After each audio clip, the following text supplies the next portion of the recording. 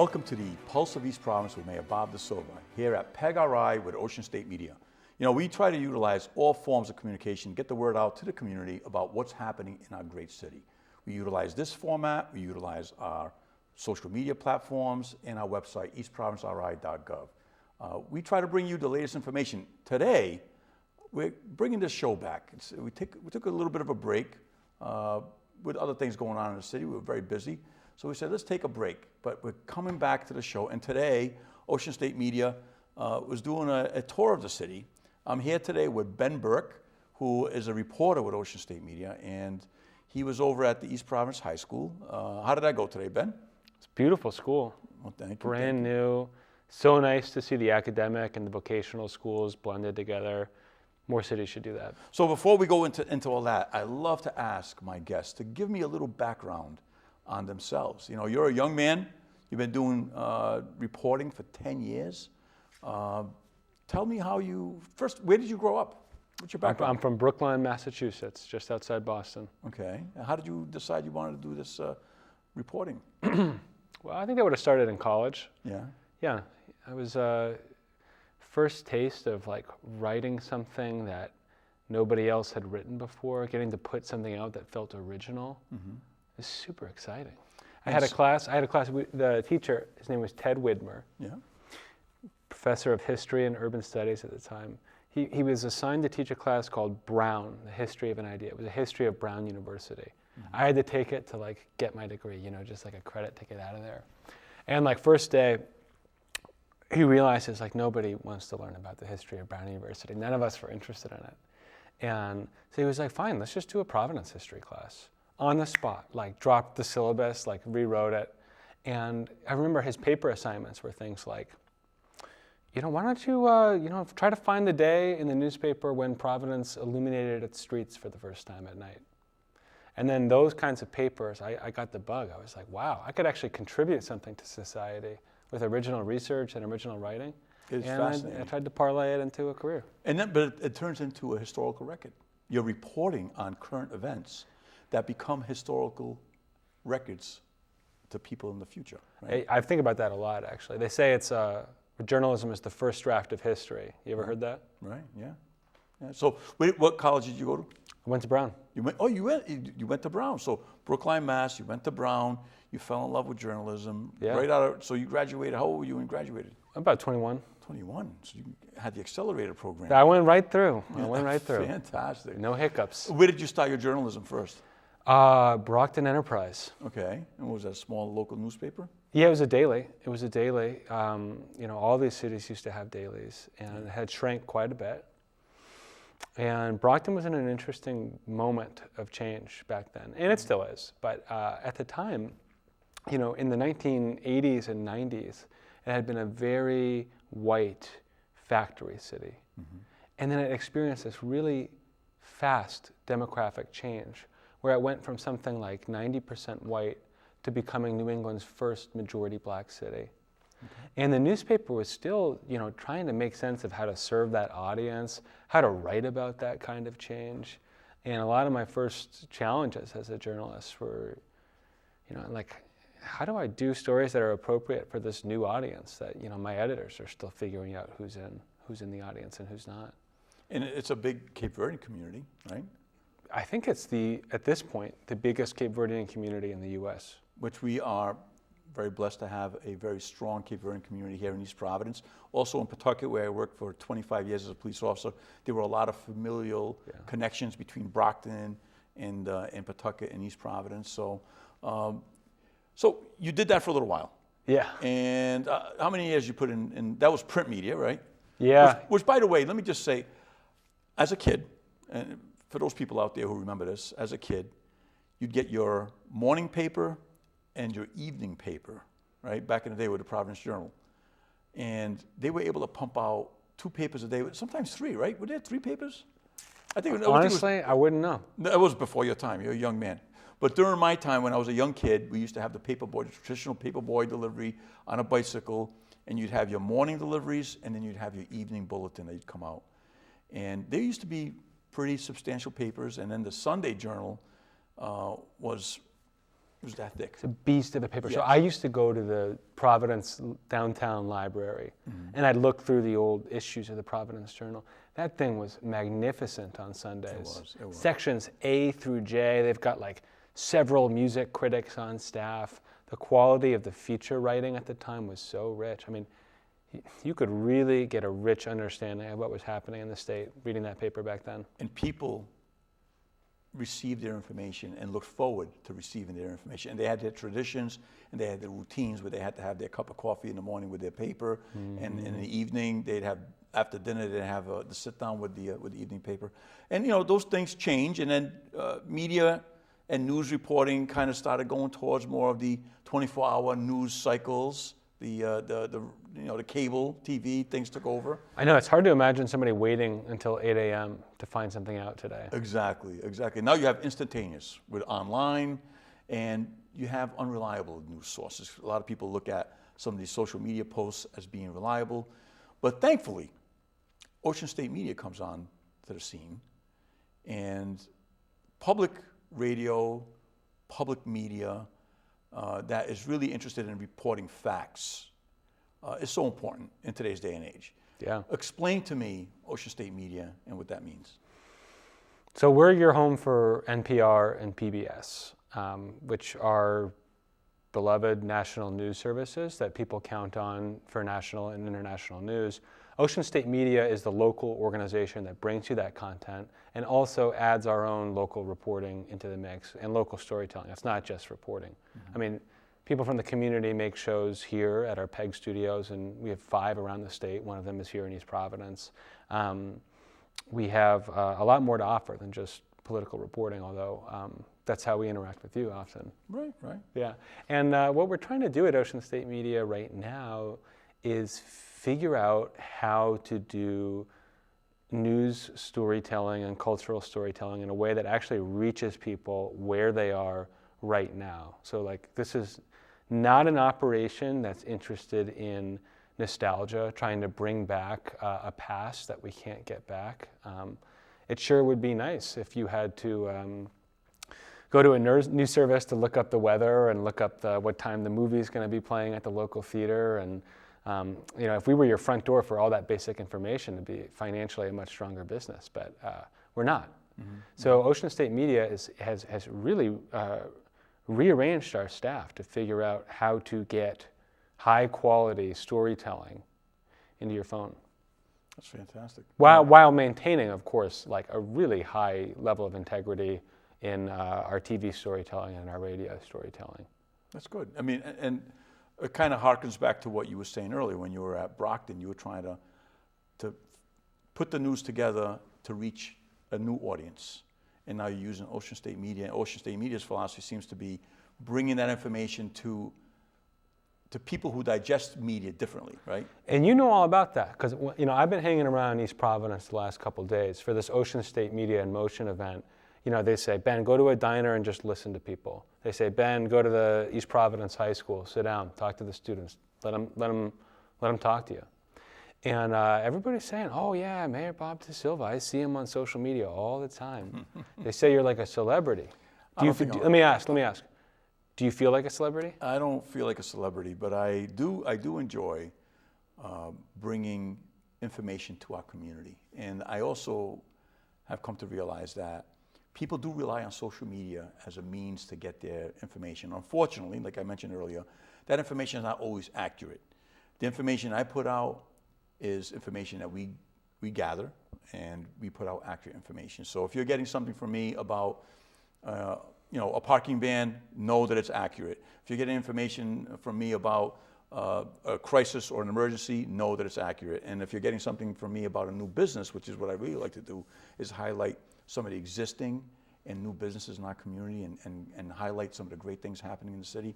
I think it's a great platform for that. And we're very fortunate that I've got a decent following, and I try to use that following not only on the city's official social media platforms, but mine. We try to use it the best way possible to highlight great academics, great athletic successes in our schools. So anything that is something to be celebrated, I love to share through that platform so people get to see it. And it does reach people.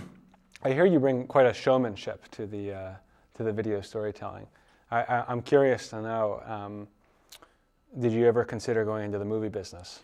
Movie business? No, I never did. But I think part of my background in public service, interacting with people as a police officer, made me comfortable. It's funny. People don't believe this, but I used to be very bashful and shy. Through middle school, I was that kid that I would be very uncomfortable in front of a crowd speaking. But I think through my experience in life, through becoming a police officer, through interacting with people, it becomes easier and easier. Like this interview right here. This is an impromptu interview for the people watching at home. Yeah. Ben is on a tour. Explain the tour again for Ocean State Media. You're going around to all these. You just came from the high school, right? Yeah. Ocean State Media in Motion. This year, we're going to every single city and town in Rhode Island, and we're showing up mainly to listen, to let you know we exist, to let you know we're local, and to hear what you think we should cover. So that's why I'm in East Providence today. My coworkers told me that the mayor was going to be at our PEG studio in East Providence, and I had no idea what I was getting into. I came in to say hi. I was going to ask him a question about the South Key project. He says, "Hey, let's do 30 minutes real quick." I figured he was joking, and here we are on his show. We call this an ambush interview in my business. Ambush interview, but you know what? So far it's been delightful, and I'm learning about you. But tell me some more about you, because you told me you were living in New Bedford, which is a big Portuguese community. Amen. And you mentioned earlier that you had a friend who used to be from Madeira Island, that you actually visited Madeira. Yeah. And how was your experience in Madeira? Madeira was the most beautiful place I've been in my entire life. And if you can believe it, it's even more beautiful than Fall River. I can't believe that. The longest bridge in the world is the bridge from Fall River to the Azores. There was more people living in Fall River who traced their background to the Azores than there probably are living in the Azores, right? So it's pretty fascinating. Yeah, I'd check the statistics on that, but I get your point. And I did some demographic research for a story we did fall 2024. Yeah.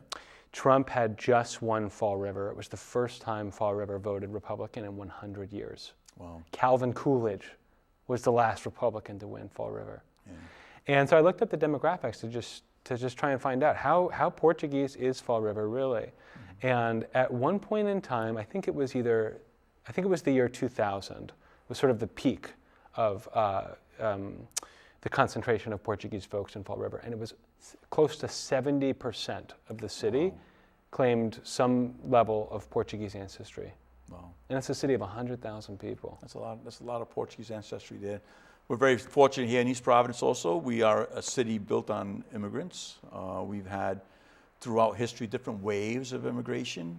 So we had a large Italian-American population at one point, large Irish population. Cape Verdeans have been here for over 100 years, going back to different waves of immigration and during the whaling season. And when whaling was big, a lot of the Cape Verdeans and Portuguese found their homes here through the whaling business. It's such a fascinating origin story for your people in America. It's so interesting. And they really help shape. They help shape the communities that we live in today. So you said you had some questions for me. Yeah. And I'd be happy to try to answer the question. We could flip the roll now. I don't know how many minutes we've gone through already. How many minutes have we done already? 13. We've done 13 minutes. So I'm going to give you I'm going to give you 13 minutes, or 17 minutes, whatever you like. Okay, so I'm at East Providence High School. I'm sitting in their library with their journalism class. It's an English elective they take. And I'm trying to think of something to, engage these students. I'm not a teacher. To any teachers watching this, wow, it's hard work. Keep these kids engaged and really give them something worth paying attention to. So anyway, I tell them, hey, I think I'm going to meet Mayor Bob DaSilva later today. You guys know him? They say, oh yeah. They start talking about you, your social media. And I say, what would you guys want to ask him if you had the chance to interview him? And the first thing they wanted to know was, do you think of yourself as a celebrity?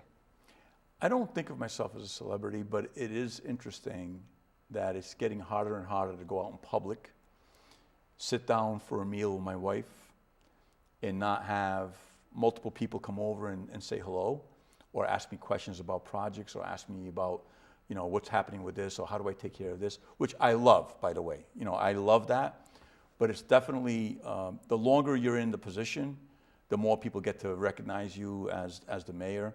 And just the other day, I was at a meeting at a local restaurant. I think I had 6 different people come over to the table, walking in, which to me, that's a testament to us being visible in the community, being active in the community, and being responsive to the community. And when people come over to me, even when I have a mouthful of food and they're trying to talk to me, I'll stop what I'm doing and I'll try to be as attentive to them as I can. And I appreciate it. So I do appreciate that. And the other thing too, just real quick, this happens all the time. You know, people criticize me sometimes or make fun of me because I love to take a selfie or two, right? I've been known to take a selfie or two. But what's really cool, I guess this one part does kind of make me feel like a celebrity, is when I'm out and about and people of all ages come over to me and say, hey, can I have a selfie? And so they want to take a selfie with me. I'm like, really? I'm like, all right, yeah. So that's about the extent of it. Yeah. Another question they had, potholes. Potholes. Pawtucket Avenue. Yes. I'm talking to some young kids. They say the potholes there are so bad that they've got people crossing the double yellow line just to avoid them. Pawtucket And so Avenue. they want to know, when are you going to clean that up? So Pawtucket Avenue is a state road, and Pawtucket Avenue is in horrendous condition right now because Rhode Island Energy has been doing a major gas line improvement project that involved tearing up Pawtucket Avenue and then running all new laterals to all of the side streets. And right? when we say laterals, what do we mean? So you have your main line that goes right down Pawtucket Avenue. And that's gas. That's gas. And then you have lateral lines that come off of the main line. So basically, every single, if you go down Pawtucket Avenue, you'll see it. You'll see one big trench that has been dug down the middle, and then you see the laterals going to the side streets, and then they're doing also all the neighborhoods. Major infrastructure improvement for the gas company, major safety improvement for all residents who utilize gas, but it's been a challenge for the roads. Now, I've been told by the DOT and Rhode Island Energy that they do plan on paving this spring. There's still some ongoing work on Pawtucket Avenue. Now we have some water department work that's going on Pawtucket Avenue. We're trying to get that out of the way before they come in and pave, because we don't want to have them pave and then we have to dig up the roads all over again. So major gas line improvement, major water line improvement that's going on. We have a cleaning and lining project, $26 million that we went out and borrowed to clean and line all of our water pipes. If you've ever seen a water pipe after decades of use, the pipe might have been that wide, but with all the sediment and other stuff that accumulates inside the pipe, the hole ends up being about that wide. It's amazing. Kind of gross to see, but that's the nature of public water, is that you have sediment that builds up. It's sediment like anything So you're else. replacing that like clogged up line, basically? We go in, we have a special machine that routers it, cleans it out, and then they line it with concrete. So you're not replacing the pipe, but you're getting in there, cleaning the pipe and lining it with a concrete liner. By the way, I put a video on Facebook so that people can check it out and see what it looks like. And then it's good for another 100 years, So. And so, one thing a student told me today was, she was saying, like, part of the reason news isn't always as entertaining as other stuff that she sees on her phone is, like, she wants to know more clearly, how does this relate to me? So I'm going to pose that question back to you. We're talking about cleaning out gunk of a water pipe. What kind of difference does that make to a high schooler washing her face at night? How does that have an effect on water quality? Yes, it does. It not only does it affect water quality, it helps to preserve the pipes themselves, because if the pipes become clogged to a point where the water can't go through, you're getting less water flow. If we have an unfortunate fire situation and you need to pump water and the pipes have been constricted to 1/3 of their normal diameter, then you're going to get less water flow coming through the pipes. So at the end of the day, see this, okay, as a mayor, I'll give you a quick thing. There are different kinds of projects. There are the projects that people don't see, like when we're making improvements to our sewer system, or we're making improvements to our stormwater collection system, or we're making improvements to our water system or gas pipes. People don't see that. They enjoy the benefits of it. They enjoy the fact they can flush their toilet. They enjoy the fact they can take a nice shower. They enjoy the fact that their house is warm with gas, but they don't get to see it. That's why it's good to have a balance of projects. I'm a big supporter of our public open spaces. We've put millions of dollars into improving our local parks. We're building a community center for the people, and these are tangible projects that people can see. So we invest millions of dollars across the spectrum of city improvements. Roads, which are important. We're kicking off this week our city road paving project. Since I've been mayor for the last 7 years, every year we've done miles of road improvement, and we've continued doing that year after year. We allocate millions of dollars annually to do road improvement projects. So it's a good thing that we're taking care of all the things, both the things that you see and get to touch and play and enjoy, and the things that you don't see, which water pipes. Who's thinking about that? There's a whole world underground. There's a whole world. Let me ask, so just to get back to the Pawtucket Avenue question, because if I go back to these kids and I don't have a clear answer, I didn't do my job. So let me ask, how long until they have a cleanly paved Pawtucket Avenue that they can take to get to high school, to their beautiful new high school? Well, here's what's going to happen. I'm being told by DOT from Veterans Memorial Parkway, so Pawtucket Avenue, we paved all of Pawtucket Avenue, well, the state paved they paved Bullocks Point Avenue down at the Carousel, all the way up Bullocks Point Avenue, all the way up Pawtucket Avenue to Veterans Memorial Parkway. That was done last year. So that's a major investment by the state. Now, from Veterans Memorial Parkway to Warren Avenue is going to be the next phase, and my understanding is that Rhode Island Energy will be paving that as part of their project, as part of their gas line improvement project. That should be done this spring. From Warren Avenue to the high school is going to take a little longer because part of that involves, we're looking at adding a dedicated left turn lane at Pawtucket at Waterman Avenue. So there's been a problem there because we don't have a dedicated left turn lane. It backs up traffic. Yeah. There's been a lot of collisions there because as people are trying to turn onto Waterman, it just doesn't work out. So the state's working on us to build a dedicated left turn lane there, and that's going to happen not this year, probably the following year. But you will see major improvements from Veterans Memorial Parkway to Warren Avenue. Speaking of water quality and infrastructure, one story that really caught my eye is that public swimming might be possible again at Crescent Park. Yes. So I reached out to the Rhode Island Department of Health to ask about that. And they told me that they had been aiming for this year, but they got to do another year of water quality testing. It's not going to happen this year because, one, the water quality testing, but the water quality is improved, according to what I was told, improved to the point where it's safe now. But we have a major shoreline improvement project, phase 2 of the shoreline protection project that we're doing that should be kicking off later this year. And in order for this to be a licensed swimmable beach, you need to have bathroom facilities within close proximity, which we have plans for and we have partial funding for, and which is something that we plan on getting done eventually. But this year, you'll see us doing phase 2.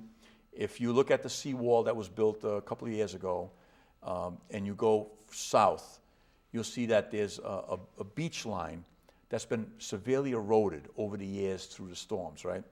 A lot of the trees are falling off the bluff, causing issues and problems. So what we're looking at doing is they're going to push back that bluff line about 30 feet, which will create a bigger beachhead, and they will be shoring up that bluff with core logs and natural vegetation plantings that will protect the bluff over time.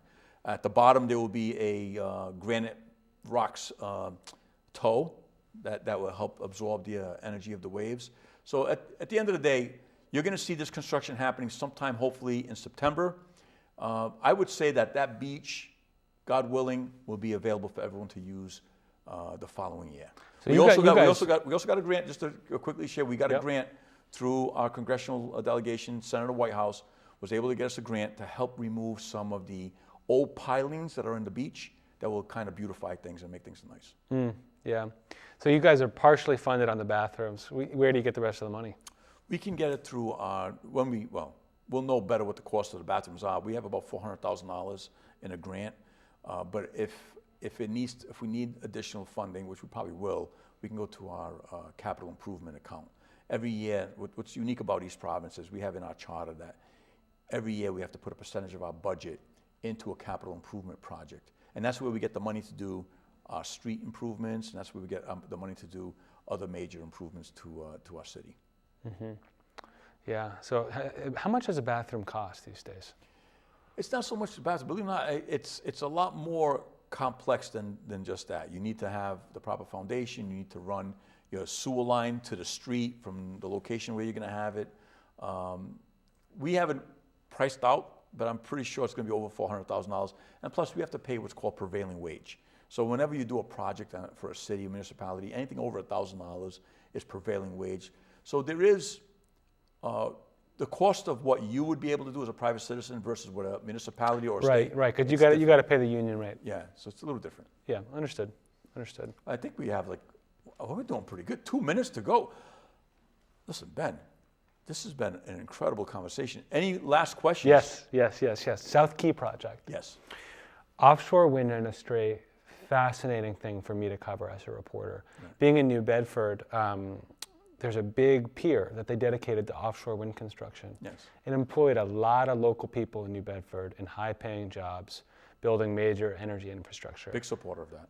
At one point, I know you wanted East Providence to be another hub for that. Yes. Is that dream over? The dream is not completely over. We are, or the owners are, in the process of building out that port.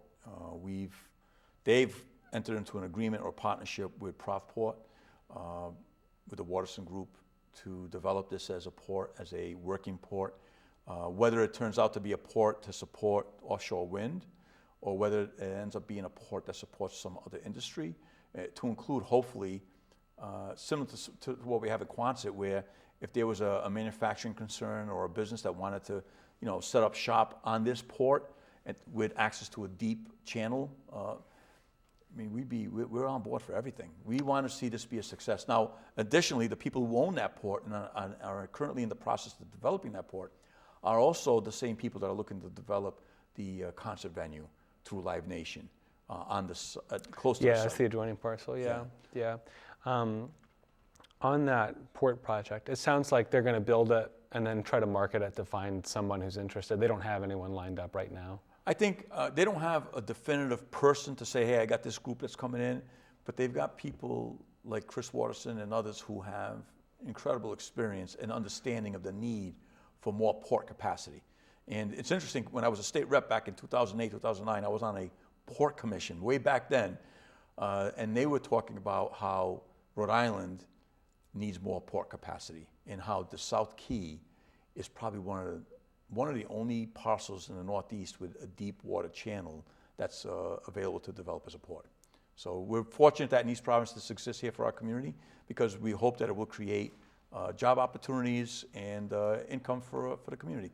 I'm getting the signal to wrap up. Ben, any last questions? No, that's everything. Well, listen, we are here at the Pulse of East Providence with Mayor Bob DaSilva. We're reviving the show. We took a little bit of a break, and I was so blessed to sit down here with Ben, who's a reporter for Ocean State Media. And I hope that you enjoyed the show. I hope that you tune in. Check out our website, eastprovinceri.gov. Check out our social media platforms. Check out Ocean State Media. They're doing a great job bringing you fact-based information so that you know what's happening in your community. Stay well, stay safe. We'll see you out there.